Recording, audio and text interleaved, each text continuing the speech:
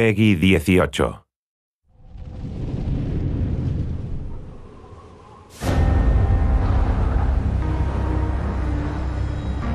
With Company of Heroes 2, what we're really trying to bring is the visceral experience of what the biggest battles of World War II was, and that's the Eastern Front. The Eastern Front was massive in scale, it was brutal, and it provides so much relevance to give each segment of the game that you play its own meaning.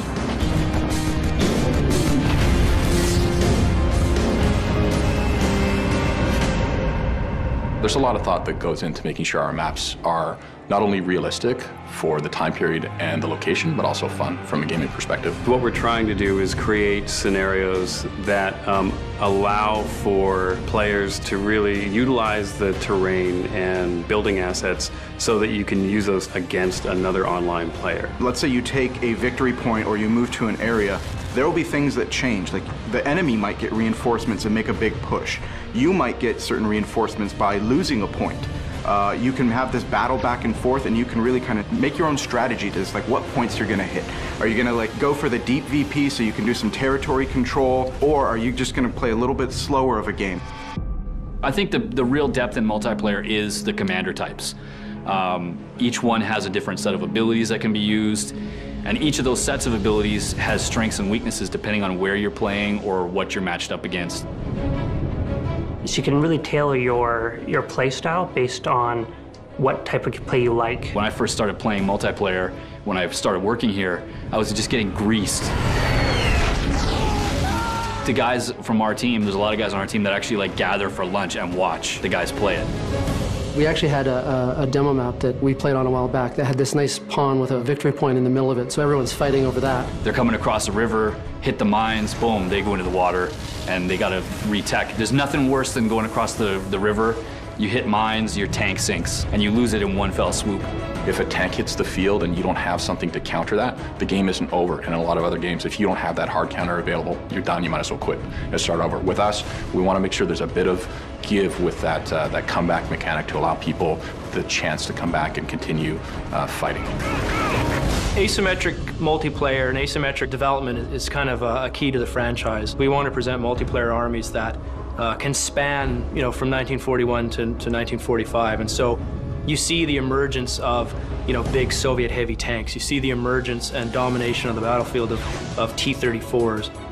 Stalin's famous quote, which is "quantity has a quality all of its own," really reflects the feeling of the Soviet army that we have in Company of Heroes 2. They're a little bit more ragtag, their structures look like they've been sort of thrown together, and they're a little bit more on the seat of their pants in terms of how they approach things. The Germans in Company of Heroes 2, they're at the end of their rope. They're an advanced faction. Their vehicles are technologically very advanced for the time. However, they've been at war for years, so the Germans are more defensive. Another new thing that we've added to Company of Heroes 2 is this idea of progressing. And a big part of that is allowing players to unlock content that really gives them the opportunity to customize their armies. What's great is these things will be based on the actual actions that they do. So if you use lots of mortars, suddenly you'll unlock things that have to do with mortars.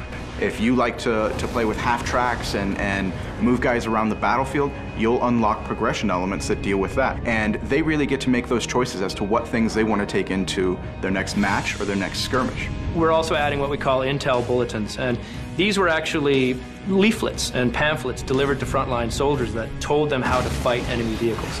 As you work through the progression tree, you will unlock the right to earn intelligence bulletins. And as you do certain things in the game, you will then be equipped with more information about how to tackle those things and get simple bonuses against them. The multiplayer gameplay in a campaign are intense experiences, and you apply context to those experiences, and people sort of gravitate, in a more emotional way to what you're presenting. And when I play a multiplayer game of Company of Heroes, the first thing I do is we get up and we talk about all the cool stuff we saw. And we're telling stories to each other about how the battle went.